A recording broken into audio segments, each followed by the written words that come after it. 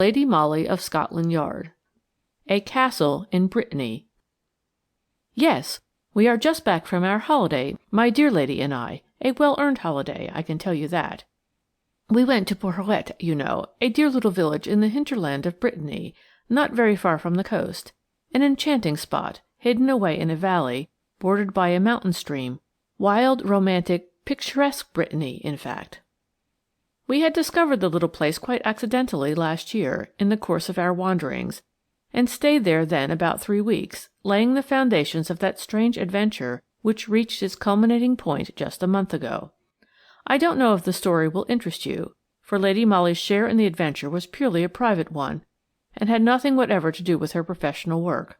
At the same time, it illustrates in a very marked manner that extraordinary faculty which she possesses of divining her fellow creatures' motives and intentions. We had rooms and pension in the dear little convent on the outskirts of the village, close to the quaint church and the picturesque presbytery, and soon we made the acquaintance of the curé, a simple-minded, kindly old man, whose sorrow at the thought that 2 such charming English ladies as Lady Molly and myself should be heretics was more than counterbalanced by his delight in having someone of the great outside world, as he called it, to talk to, whilst he told us quite ingeniously something of his own simple life, of this village which he loved, and also of his parishioners. One personality among the latter occupied his thoughts and conversation a great deal, and I must say interested us keenly. It was that of Miss Angela de Genneville, who owned the magnificent château of Porhoët, one of the 7 wonders of architectural France. She was an Englishwoman by birth, being of a Jersey family, and was immensely wealthy, her uncle, who was also her godfather, having bequeathed to her the largest cigar factory in St. Heliers, besides 750,000 sterling. To say that Miss de Genneville was eccentric was but to put it mildly. In the village she was generally thought to be quite mad. The curé vaguely hinted that a tragic love story was at the bottom of all her eccentricities. Certain it is that, for no apparent reason, and when she was still a youngish woman, she had sold the Jersey business and realized the whole of her fortune. After 2 years of continuous travelling, she came to Brittany on a visit to her sister, the widowed Marquise de Terhoven, who owned a small property close to Porhoët, and lived there in retirement and poverty with their only son Amédée. Miss Angela de Genneville was agreeably taken with the beauty and quietude of this remote little village. The beautiful château of Porhoët being for sale at the time, she bought it, took out letters of naturalization, became a French subject, and from that moment never went outside the precincts of her newly acquired domain. She never returned to England, and, with the exception of the curé and her own sister and nephew, saw no one beyond her small retinue of servants. But the dear old curé thought all the world of her, for she was supremely charitable to him and to the poor, and scarcely a day passed but he told us something either of her kindness or of her eccentric ways. One day he arrived at the convent at an unaccustomed hour. We had just finished our simple déjeuner of steaming coffee and rolls when we saw him coming towards us across the garden.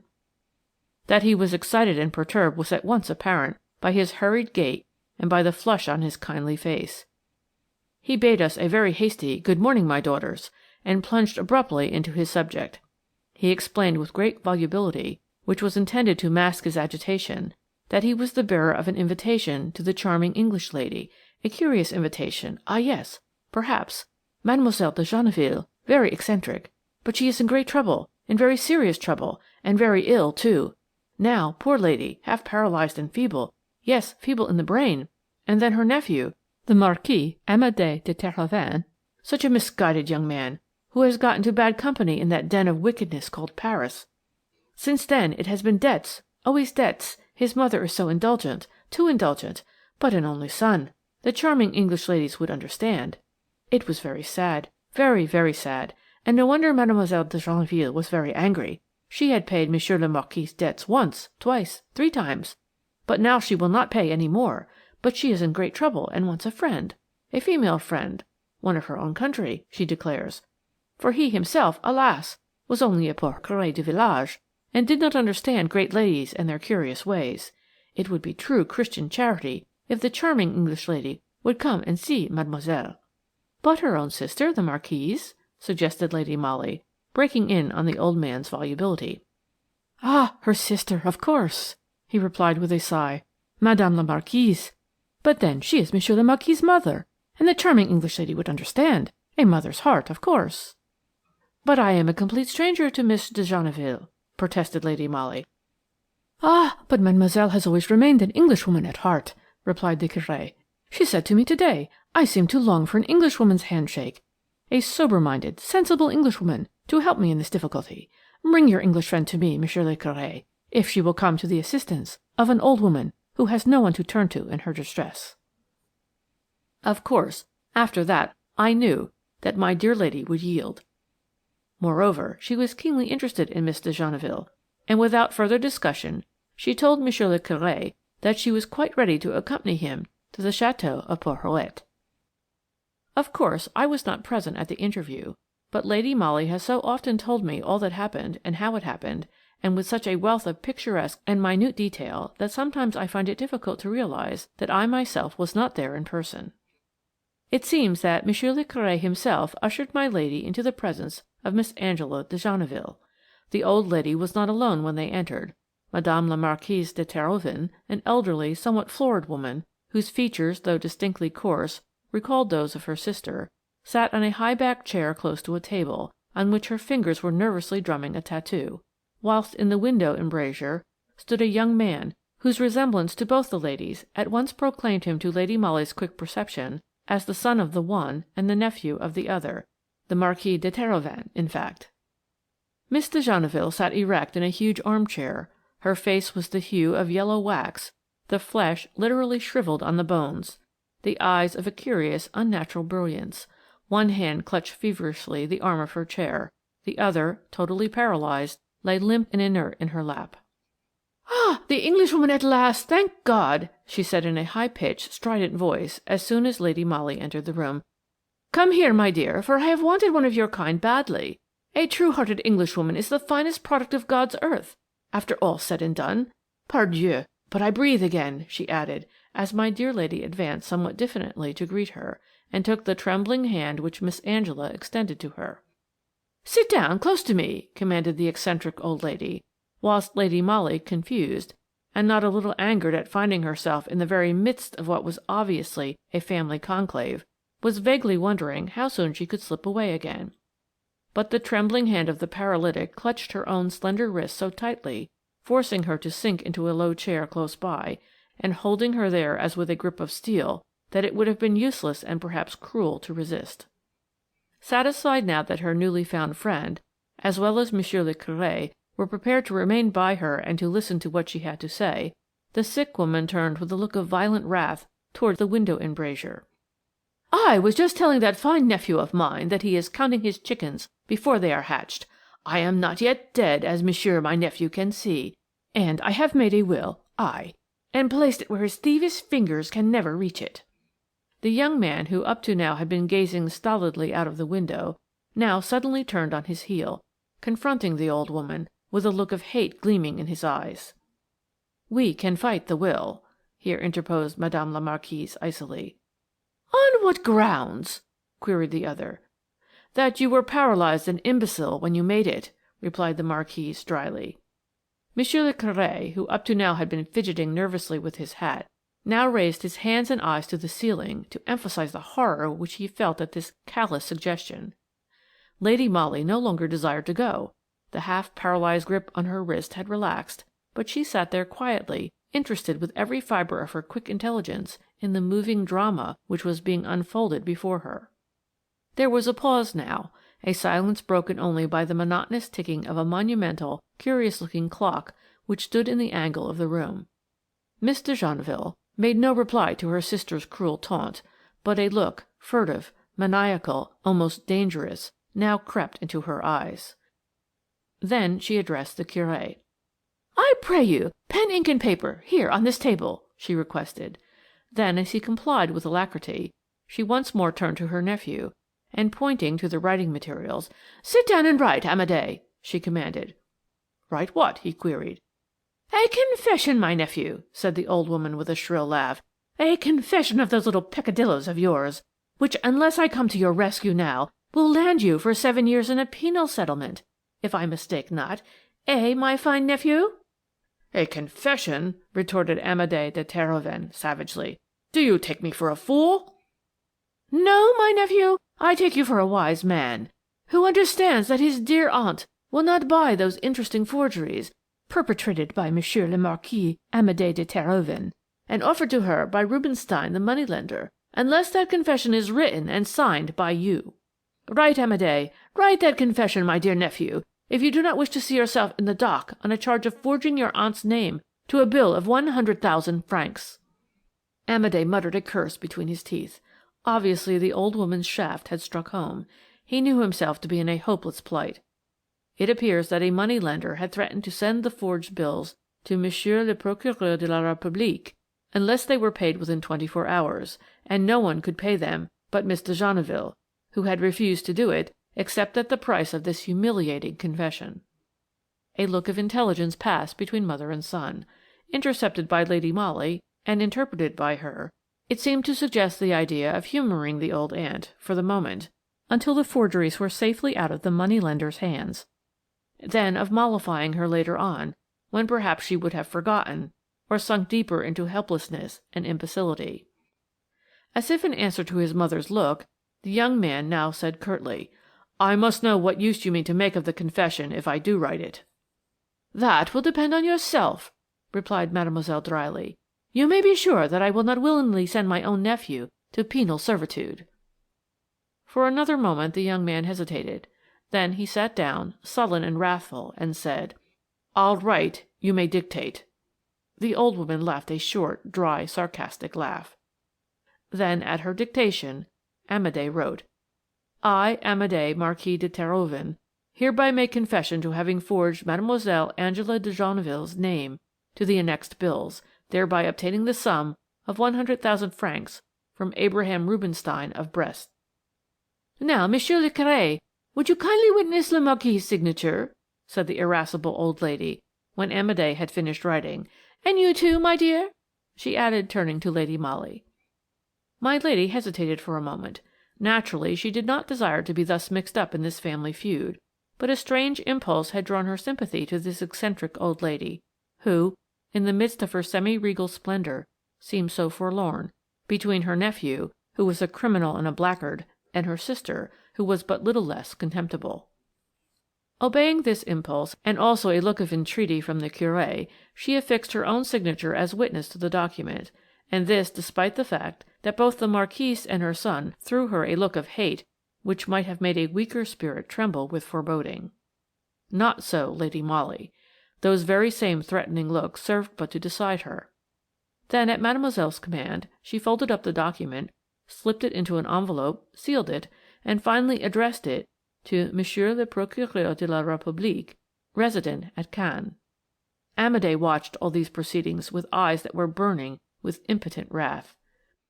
"This letter," now resumed the old lady more calmly, "will be sent under cover to my lawyer, Maître Vendôme of Paris, who drew up my will, with orders only to post it in case of certain eventualities, which I will explain later on. In the meanwhile, my dear nephew, you may apprise your friend Abraham Rubinstein that I will buy back those interesting forgeries of yours on the day on which I hear from Maître Vendôme that he has safely received my letter with this enclosure." "This is infamous!" here broke in the Marquise, rising in full wrath, unable to control herself any longer. "I'll have you put under restraint as a dangerous lunatic. Then, of course, I could not buy back the bills from Rubinstein," rejoined Mademoiselle calmly. Then, as the Marquise subsided, cowed, terrified, realizing the hopelessness of her son's position, the old lady turned placidly to my dear lady, whilst her trembling fingers once more clutched the slender hand of her newly found English friend. "I have asked you, my dear, and Monsieur le Curé, to come to me to-day," she said, "because I wish you both to be of assistance to me in carrying out my dying wishes. You must promise me most solemnly, both of you, that when I am dead you will carry out these wishes to the letter. Promise!" she added, with passionate earnestness.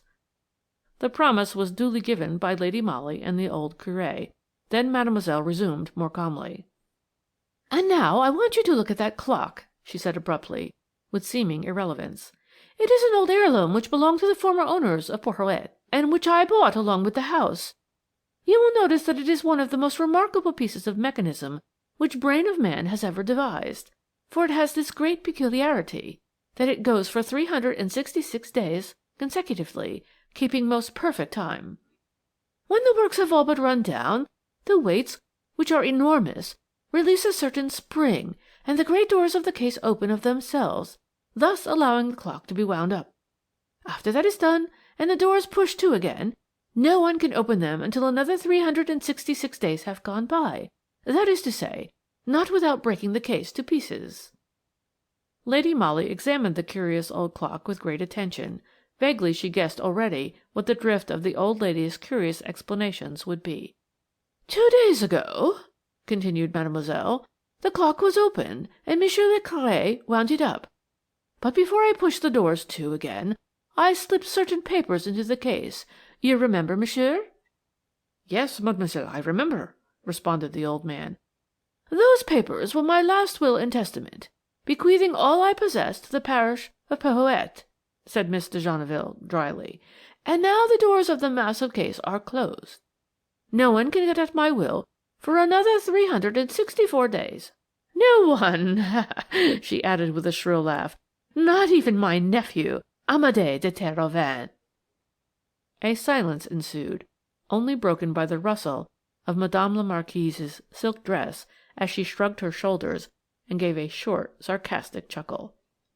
"My dear," resumed Mademoiselle, looking straight into Lady Molly's eager, glowing face, "you must promise me that, 364 days hence, that is to say, on the 20th September next year, you and Monsieur le Curé, or one of you if the other be incapacitated, will be present in this room at this hour when the door of the clock will open. You will then wind up the family heirloom, take out the papers which you will find buried beneath the weights, and hand them over to Maître Vendôme for probate at the earliest opportunity. Monseigneur, the Bishop of Caen, the mayor of this commune, and the sous-préfet of this department have all been informed of the contents of my will, and also that it is practically in the keeping of the Curé de Porhoët, who, no doubt, realizes what the serious consequences to himself would be if he failed to produce the will at the necessary time." The poor Curé gasped in terror. But, he stammered meekly, I may be forcibly prevented from entering the house. I might be ill, or—" He shuddered with an unavowable fear, then added more calmly, "I might be unjustly accused, then, of stealing the will, of defrauding the poor of Porhoët in favour of mademoiselle's direct heirs." "Have no fear, my good friend," said mademoiselle dryly. "Though I have one foot in the grave, I am not quite so imbecile as my dear sister and nephew here would suggest. And I have provided for every eventuality. If you are ill, or otherwise prevented by outside causes from being present here on the day and hour named, this charming English lady will be able to replace you. But if either of you is forcibly prevented from entering this house, or if having entered this room the slightest violence or even pressure is put upon you, or if you should find the clock broken, damaged, and stripped of its contents, all you need to do is apprise Maître Vendôme of the fact. He will know how to act." "What would he do?" "Send a certain confession we all know of to Monsieur le Procureur de la République," replied the old lady, fixing the young Marquis Amédée with her irascible eye. "That same confession," she continued lightly, "Maître Vendôme is instructed to destroy if you, monsieur, and my English friend here, and the clock, are all undamaged on the eventful day." There was silence in the great dark room for a while, broken only by the sarcastic chuckle of the enfeebled invalid, tired out after this harrowing scene, wherein she had pitted her half-maniacal ingenuity against the greed and rapacity of a conscienceless roué. That she had hemmed her nephew and sister in on every side could not be denied. Lady Molly herself felt somewhat awed at this weird revenge conceived by the outraged old lady against her grasping relatives. She was far too interested in the whole drama to give up her own part in it, and as she subsequently explained to me, she felt it her duty to remain the partner and co-worker of the poor Curé in this dangerous task of securing to the poor of Porhoët the fortune which otherwise would be squandered away on gaming tables and racecourses. For this, and many reasons too complicated to analyze, she decided to accept her share in the trust imposed upon her by her newly found friend. Neither the Marquise nor her son took any notice of Lady Molly as she presently took leave of Mademoiselle de Genneville, who, at the last, made her take a solemn oath that she would stand by the Curé and fulfil the wishes of a dying and much wronged woman. Much perturbed, Monsieur le Curé went away. Lady Molly went several times after that to the Château of Porhoët to see the invalid, who had taken a violent fancy to her. In October we had, perforce, to return to England and to work, and the following spring we had news from the Curé that Mademoiselle de Genneville was dead. Lady Molly had certainly been working too hard, and was in a feeble state of health when we reached Porhoët the following 19th of September, less than 24 hours before the eventful moment when the old clock would reveal the will and testament of Mademoiselle de Genneville. We walked straight from the station to the presbytery, anxious to see the Curé and to make all arrangements for tomorrow's business. To our terrible sorrow and distress, we were informed by the housekeeper that the Curé was very seriously ill at the hospital at Brest, whither he had been removed by the doctor's orders. This was the first inkling I had that things would not go as smoothly as I had anticipated. Miss de Genneville's dispositions with regard to the sensational disclosure of her will had, to my mind, been so ably taken that it had never struck me until now that the Marquise de Terhoven and her precious son would make a desperate fight before they gave up all thoughts of the coveted fortune. I imagined the Marquis hemmed in on every side, any violence offered against the Curé or Lady Molly when they entered the château in order to accomplish the task allotted to them being visited by the sending of the confession to Monsieur le Procureur de la République, when prosecution for forgery would immediately follow. Damage to the clock itself would be punished in the same way. But I had never thought of sudden illness, of, heaven help us, poison or unaccountable accidents to either the Curé or to the woman I loved best in all the world. No wonder Lady Molly looked pale and fragile as, having thanked the housekeeper, we found our way in silence to the convent where we had once again engaged rooms. Somehow the hospitality shown us last year had lost something of its cordiality. Moreover, our bedrooms this time did not communicate with one another, but opened out independently onto a stone passage. The sister who showed us upstairs explained, somewhat shamefacedly, that as the Mother Superior had not expected us, she had let the room which was between our two bedrooms to a lady visitor who, however, was ill in bed at the present moment. That sixth sense, of which so much has been said and written, but which I will not attempt to explain, told me plainly enough that we were no longer amidst friends in the convent. Had bribery been at work? Was the lady visitor a spy set upon our movements by the Terhovens? It was impossible to say. I could no longer chase away the many gloomy forebodings which assailed me the rest of that day and drove away sleep during the night. I can assure you that in my heart I wished all eccentric old ladies and their hidden wills at the bottom of the sea. My dear lady was apparently also very deeply perturbed. Any attempt on my part to broach the subject of Miss de Genneville's will was promptly and authoritatively checked by her. At the same time I knew her well enough to guess that all these nameless dangers which seemed to have crept up round her only served to enhance her determination to carry out her old friend's dying wishes to the letter. We went to bed quite early, for the first time without that delightful final gossip, when events, plans, surmises, and work were freely discussed between us. The unseen lady visitor in the room which separated us acted as a wet blanket on our intimacy. I stayed with Lady Molly until she was in bed. She hardly talked to me whilst she undressed, but when I kissed her good night she whispered almost inaudibly right into my ear, "The Terhoven factor are at work. They may waylay you and offer you a bribe to keep me out of the château tomorrow. Pretend to fall in with their views. Accept all bribes and place yourself at their disposal. I must not say more now. We are being spied upon." That my lady was, as usual, right in her surmises was proved within the next 5 minutes. I had slipped out of her room and was just going into mine when I heard my name spoken hardly above a whisper, whilst I felt my arm gently squeezed from behind. An elderly, somewhat florid woman stood before me attired in a dingy-coloured dressing-gown.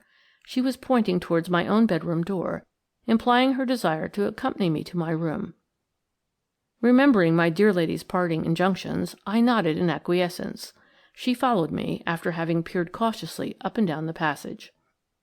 Then, when the door was duly closed, and she was satisfied that we were alone, she said very abruptly, "Miss Granard, tell me, you are poor, eh? A paid companion to your rich friend, what?" Still thinking of Lady Molly's commands, I replied with a pathetic sigh. "Then," said the old lady eagerly, "would you like to earn 50,000 francs?" The eagerness with which I responded "rather" apparently pleased her, for she gave a sigh of satisfaction. "You know the story of my sister's will, of the clock?" she asked eagerly. "Of your friend's role in this shameless business?" Once more I nodded. I knew that my lady had guessed rightly. This was the Marquise de Terhoven, planted here in the convent to gain my confidence, to spy on Lady Molly, and to offer me a bribe. Now for some clever tactics on my part. "Can you prevent your friend from being at the chateau tomorrow, before 1 o'clock?" asked the Marquise. "Easily," I replied calmly. "How?" "She is ill, as you know. The doctor has ordered her a sleeping draught. I administer it. I can arrange that she has a strong dose in the morning instead of her other medicine. She will sleep till the late afternoon." I rattled this off glibly in my best French. Madame la Marquise heaved a deep sigh of relief. "Ah, that is good," she said. "Then listen to me. Do as I tell you, and tomorrow you will be richer by 50,000 francs. Come to the chateau in the morning, dressed in your friend's clothes. My son will be there. Together you will assist in the opening of the secret doors, and when my son has wound up the old clock himself, he will place 50,000 francs in your hands." "But Monsieur le Curé?" I suggested tentatively. "He is ill," she replied curtly. But as she spoke these 3 words, there was such an evil sneer in her face, such a look of cruel triumph in her eyes, that all my worst suspicions were at once confirmed. Had these people's unscrupulous rapacity indeed bribed some needy country practitioner to put the Curé temporarily out of the way? It was too awful to think of. And I can tell you that I needed all my presence of mind, all my desire to act my part bravely and intelligently to the end, not to fly from this woman in horror. She gave me a few more instructions with regard to the services which she and her precious son would expect of me on the morrow. It seems that, some time before her death, Miss de Genneville had laid strict injunctions on 2 of her most trusted men-servants to remain in the chateau and to be on the watch on the eventful 20th day of September of this year, lest any serious violence be done to the English lady or to the Curé. It was with a view to allay any suspicion which might arise in the minds of these 2 men that the Marquis desired me to impersonate Lady Molly tomorrow, and to enter with him, on seemingly friendly terms, the room where stood the monumental clock. For these services, together with those whereby Lady Molly was to be sent into a drugged sleep whilst the theft of the will was being carried through, I, Mary Granard, was to receive from Monsieur le Marquis de Terhoven the sum of 50,000 francs. All these matters being settled to this wicked woman's apparent satisfaction, she presently took hold of both my hands, shook them warmly, and called me her dearest friend, assured me of everlasting gratitude, and finally, to my intense relief, slipped noiselessly out of my room. I surmised, I think correctly, that Madame la Marquise would spend most of the night with her ear glued to the thin partition which separated her room from that of Lady Molly. So I did not dare to go and report myself and the monumentous conversation which I had just had, and vaguely wondered when I should have an opportunity of talking matters over with my dear lady without feeling that a spy was at my heels. The next morning when I went into her room, to my boundless amazement, and before I had time to utter a word, she moaned audibly, as if in great pain, and said feebly but very distinctly, "Oh, Mary, I'm so glad you've come. I feel terribly ill. I haven't had a wink of sleep all night, and I am too weak to attempt to get up." Fortunately, my perceptions had not been dulled by the excitement of the past few hours, and I could see that she was not so ill as she made out. Her eyes sought mine, and as I approached her bed, and her lips alone framed the words which I believe I interpreted correctly, "Do as they want. I stay in bed. Will explain later." Evidently she had reason to think that we were being closely watched.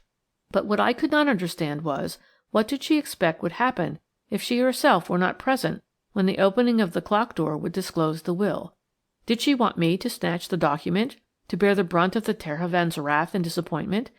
It was not like her to be afraid of fulfilling a duty, however dangerous that fulfillment might prove, and it certainly was not like her to break a promise given to a dying person. But of course my business was to obey. Assuming that our movements were being watched, I poured out a dose of medicine for my dear lady, which she took and then fell back on her pillows as if exhausted. "I think I could sleep now, Mary," she said, "but wake me later on. I must be at the chateau by 12 o'clock, you know." As one of Lady Molly's boxes was in my room, I had no difficulty in arraying myself in some of her clothes. Thus equipped and closely veiled, still ignorant of my lady's plans, anxious but determined to obey like a soldier, blindly and unquestioningly, I made my way to the chateau a little before noon. An old butler opened the door in answer to my ring, and in the inner hall sat the Marquise de Terhoven, whilst her son was walking agitatedly up and down. "Ah, here comes my lady," said the Marquise with easy unconcern. "You have come, my lady," she added, rising and taking my hand, "to perform a duty which will rob my son of a fortune which by right should have been his. We can put no hindrance in your way, under penalty of an appalling disgrace which would then fall on my son. Moreover, my late sister has filled this house with guards and spies, so believe me, you need have no fear. You can perform your duty undisturbed. Perhaps you will not object to my son keeping you company? My precious sister had the door of her room removed before her death, and a curtain put in its stead," she concluded with what was intended to be a sneer of a disappointed fortune hunter. "So the least call from you will bring her spies to your assistance." Without a word, the Marquis and I bowed to one another. Then, preceded by the old family butler, we went up the monumental staircase to what I suppose had been the eccentric old lady's room. The butler drew the portière curtain aside, and he remained in the corridor whilst we went within. There stood the massive clock exactly as my lady had often described it to me. It was ticking with slow and deep-toned majesty. Monsieur le Marquis pointed to an armchair for me. He was obviously in a state of terrible nerve tension. He could not sit still, and his fingers were incessantly clasped and unclasped with a curious febrile movement, which betrayed his intense agitation. I was about to make a remark when he abruptly seized my wrist, placed one finger to his lips, and pointed in the direction of the portière. Apparently he thought that someone was on the watch outside, but the clock itself was so placed that it could not be seen by anyone who was not actually in the room. After that we were both silent, whilst the old piece of mechanism ticked on relentlessly, still hiding the secret which it contained. I would have given 2 years' salary to know what Lady Molly would have wished me to do. Frankly, I fully expected to see her walk in at any moment. I could not bring myself to believe that she meant to shirk her duty. But she had said to me, "Fall in with their views," so that when, presently, the Marquis beckoned to me across the room to come and examine the clock, I obeyed readily enough. I felt by that time as if my entire body was stuffed with needles and pins, which were pricking my nerves and skin until I could have yelled with the agony of the sensation. I walked across the room as if in a dream, and looked at the curious clock which, in less than 15 minutes, would reveal its hidden secret. I suppose cleverer people than poor Mary Granard could enter into long philosophical disquisitions as to this dumb piece of mechanism which held the fate of this ruined, unscrupulous gambler safely within its doors. But I was only conscious of that incessant tick, tick, tick, whilst my eyes literally ached with staring at the door. I don't know now how it all happened, for, of course, I was taken unawares. But the next moment I found myself quite helpless, hardly able to breathe, for a woolen scarf was being wound round my mouth, whilst 2 strong arms encircled my body so that I could not move. "This is only a protection for myself, my dear Miss Granard," a trembling voice whispered in my ear. "Keep quite still. No harm will come to you.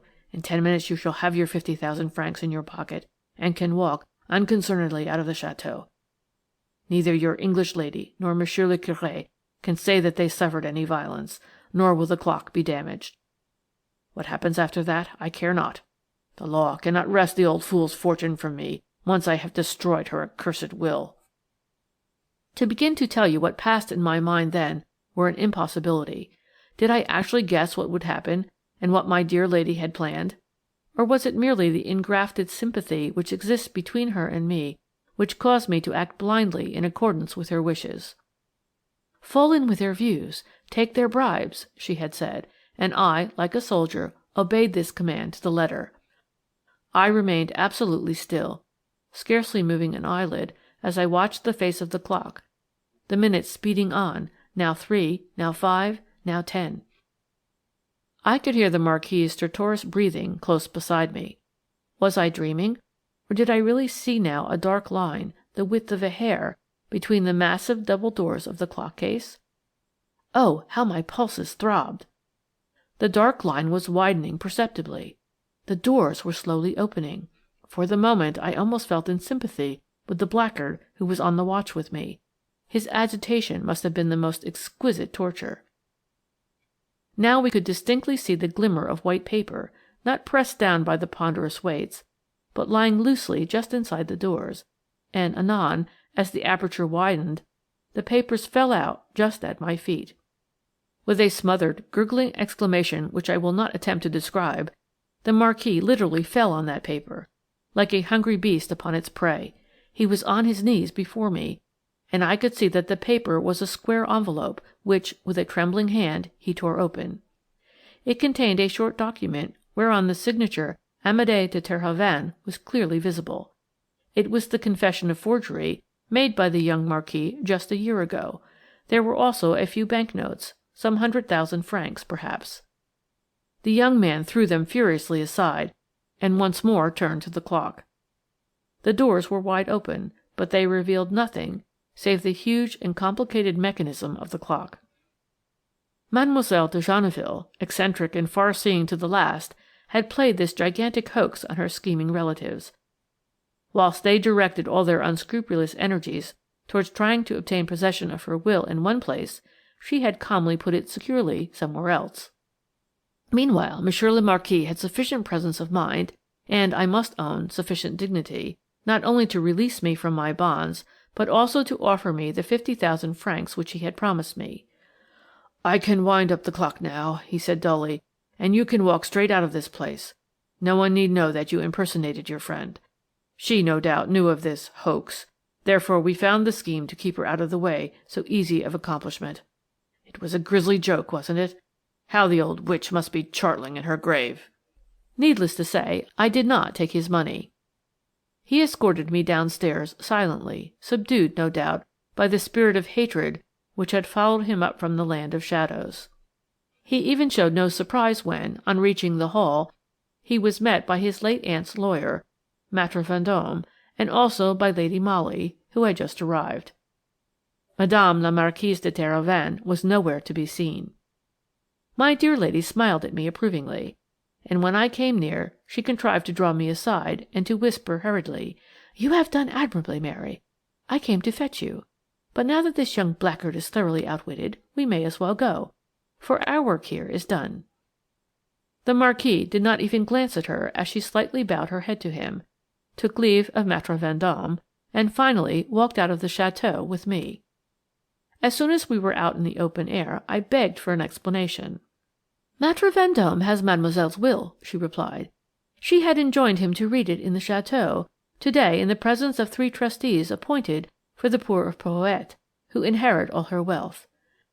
"And the Terhovens?" I asked. "They've got his confession back," she said dryly, "and they will receive an annuity from the trustees." "And you knew this all along," I rejoined somewhat reproachfully. "Yes, so did the Curé. But mademoiselle made me swear a most solemn oath not to reveal her secret, even to you. She was so afraid of the machinations of the Terhovens.